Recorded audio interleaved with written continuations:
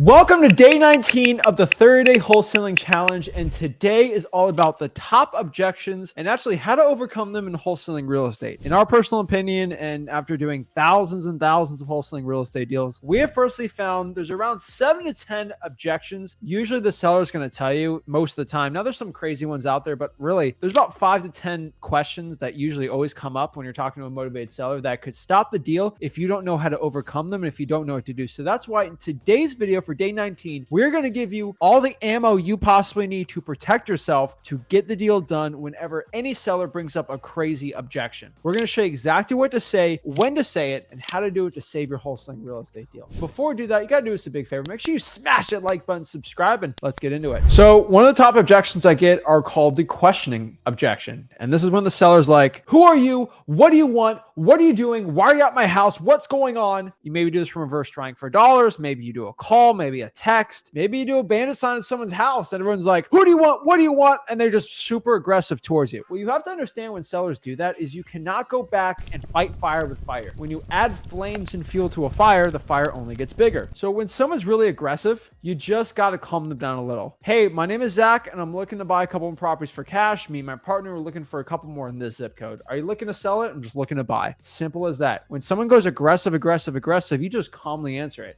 Hey, my name's Zach. I'm looking to buy a couple of houses for cash. You cannot complicate it or make it super crazy. You just got to make it simple because that's as simple as wholesaling real estate should be. Guys, the main thing is when you get the questioning and attack is don't, as he says, do not fight it. Fire on fire, it makes it worse. What you want to do is stay calm, bring them back to center, and you want to regain control of the conversations. And how do you do it? The easiest way is just go and, hey, do you mind if I ask you a few questions? And it's simple as that. If you keep letting them yank you around, you are no different than an order taker at McDonald's. You want a number 1 or 2 or 3. You've got to invoke emotion in these conversations. And if they constantly yank you around, you're nothing more than an order taker. Don't be an order taker. So one of the next common objections is, hey, I want to review it with my attorney. And most wholesalers' gut reaction is absolutely not. So you got to understand, if you say no right off the bat, you're going to look highly suspicious, like you're hiding something. So once again, do not get in a fight with this. And here's how you frame it. You always go back to them. So you never wanted to deny them their right to have an attorney because it is within their legal right to have an attorney review any type of legal contract. So don't be like, if you're working with an attorney, I don't want to work with you, because I guarantee you're not going to get a deal. I just turn around to them specifically. What specifically do you want your attorney to review? Here's what they say. I'm kind of uncomfortable with the contract. I don't do this every day. That's fine. I got to tell you what, why don't we review just the basics of the contract? So you're okay with the $100,000 price. You're okay with me closing within 30 days, and you're okay with me being a cash buyer, correct? Once I anchor them on the points that I'm not going to negotiate with it, then you can have them review it with their attorney. Now, here's the next step of doing it is ask them, who's your attorney? What's their email? What's their phone number? If they can't give it to you right off the bat, most likely they're using it as a defense to blow you off a little bit. And if they spit it out right away, then you can give it. Now, one of the techniques, if you have to give it to the attorney, I provide them a blank contract because all they are reviewing is the language in the contract. And you have to understand, an attorney will find something wrong with anything. As long as you're anchored to the price, if you're going to close in 30 days and you got to make sure the contract's assignable, then that's it. If the attorney's just going to review the paperwork, then that's fine. I like to anchor my sellers on the price and the terms of the deal, and I'll let the attorney look through the finer print. And every now and then they're going to want to make changes. As long as it materialistic doesn't change the outcome of your deal, then you're okay. By pulling back and going, no, you can have an attorney review it, you're absolutely going to kill your deal 100%. 9 times out of 10, they don't have an attorney. They're using it as a defense. I try to probe deeper and see if there's something else making them uncomfortable, because a lot of times it takes time and energy to get in front of an attorney. Most of these sellers don't have a relationship with an attorney, so just wait them out. And honestly, sometimes it's just their friend, their dad, or like their realtor friend that's acting as a pseudo attorney. So don't be scared of the attorney thing. Just go in and ask the questions and reframe it just like I told you. So the next objection is another common one, but it's when the seller says, I don't know about that offer. Let me think about it. Guys, first and foremost, if the seller actually says that, you lost out on the transaction. You lost out on the deal. The seller should actually have never even said that, because if you talk to the seller and you followed what we talked about in our acquisitions, you would have done way better. Guys, if you use the good cop, bad cop, and if you most importantly condition your seller for a yes or no decision, of course they're never going to ask you that. When someone gives you a maybe, or they push you off, or they put you on an option, you're going to lose out on the deal. That's not what you want to do, and that's not the way to be wholesaling real estate. Make sure you go back to freelisting.com and learn how to do acquisitions the right way, but condition your seller to say something basically like, hey, Mr. Seller, before I go talk to you, before we go meet in person, just so I don't waste your time or my time, are you ready to make a decision right now on selling the property? That's going to be a yes or no. Completely okay if it's not, but I just want to make sure that we're on the same page here. If you ask that, it's very hard for the seller to say maybe, or I'll think about it, because if they say that, I'd be like, hey, Mr. Seller, remember when we both talked and you agreed that you were ready to make a decision? What happened? What's changed? I'm a man of my word. What happened with you? So really, whenever they say that, go back to freelisting.com, learn how to do that the right way, but just condition your seller. Now, the next one is probably one of the most common objections you're going to get, especially when you're cold calling and other aggressive. These are dominant personality type people, but it's, what's your offer? What's your offer? What's your offer? What's your offer? Like, I won't talk to you. What's your offer? Give me the offer right now, right now, right now. They're super, super aggressive. And hey, that's okay. A lot of people freak out when that happens, but it's really not that big of a deal to me. Personally, when someone says that, or they scream at me, or they're like, what's your offer? What's your offer? I basically just use the car analogy. And basically what the car analogy is,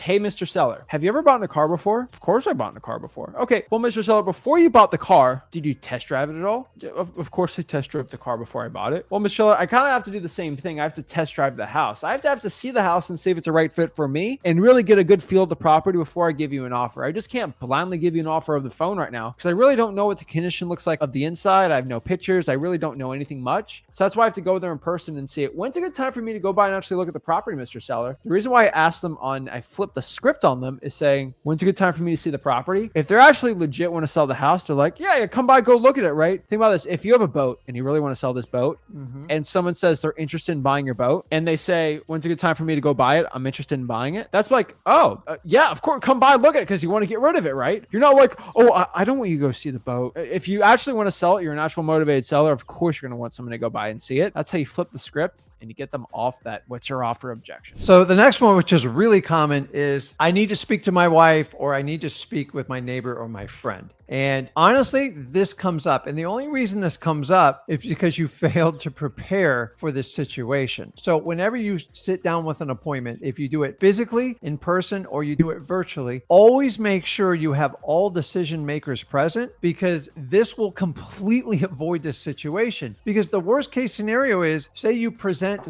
to like the husband and you get him there, he goes, hey, it sounds great. I just got to run it by my wife. You just got taken out of the equation. He's going to take your polished presentation that me and Zach have taught you, and he's going to take his little Cliff Note version of it and go, hey, honey, this guy wants to buy our house for 80 grand. He says he'll just close real quick cash. He says, absolutely not. We're not doing that. Yeah. And the problem is he missed the 30 or 40 minutes, other part of your presentation of how you want to help them out and solve their problem. And all she hears is some greedy investor wants to buy the house cheap. How do you avoid this? Make sure you have all decision makers present, because you don't want your conversation to be filtered through your motivated seller to their significant other. They're going to pick and choose what they thought is important, and you have no idea how they're going to do it. Most likely that conversation will fail. Make sure you have all decision makers present, even if you're doing it physically or virtually, to avoid this common objection. The next one is a simple price objection. And you've all had this objection, or you have it coming to you. Go, I need way more money, or my house is worth a lot more money. And you have to kind of make a decision which route they're going to go with it. A lot of times our sellers, you'll be looking at a house, physically looking at it, and the house it's run down, it's in terrible shape, and the house is highly qualified, meaning it's motivated, but the seller's not quite motivated. They think the house is worth $1 million.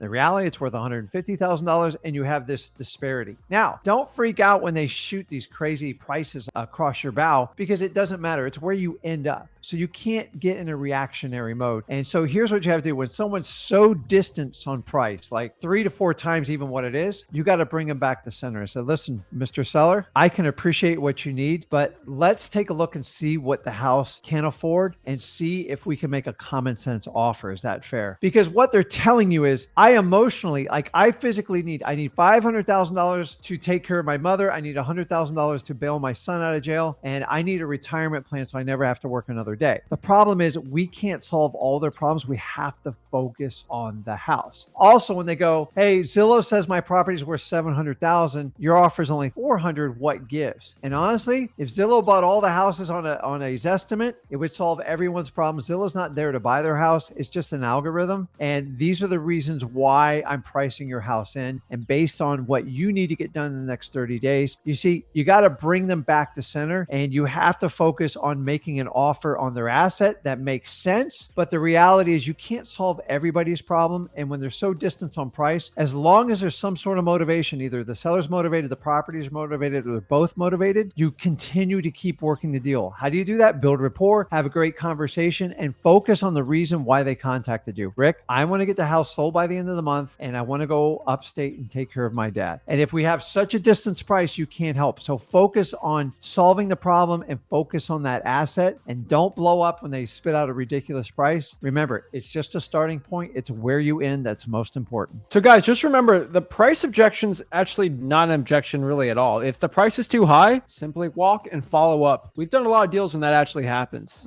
And don't be freaking out when that happens. And that's pretty much it. So if the seller says no, they don't want to sell it to you for that price, don't think of it as an objection. Just try to follow up from there and see if it gets to your price. The worst thing you could possibly do is lock up a deal that's just way too high. And honestly, that's not what we're here for. So guys, those are usually the top objections you're going to get and how you overcome them. Practice does make perfect. And the more you rehearse this and more you go over this, the better chance you have to overcome any of these objections you have. If you guys got any value from this video, do me a favor, make sure you smash the like button, subscribe. I will see you tomorrow for day 20 of the 30-day wholesaling challenge. This is Zach signing out. Rick signing out. Have a blessed one. See you guys.